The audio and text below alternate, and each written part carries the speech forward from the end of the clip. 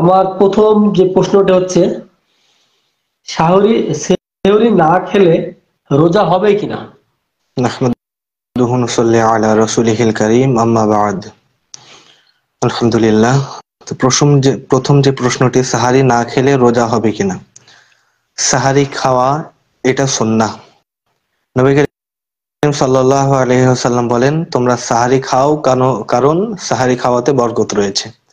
তো সাহারি খাওয়াটা এটা হচ্ছে সুন্নাহ, আর এটার মধ্যে বরকত রয়েছে। আর অন্য হাদিসের মধ্যে রাসূল সাল্লাল্লাহু আলাইহি ওয়াসাল্লাম বলছেন যে খ্রিস্টান নাসারাদের মধ্যে আর আমাদের মধ্যে পার্থক্য হচ্ছে সওম রাখার পার্থক্য হচ্ছে সাহারি খাওয়া।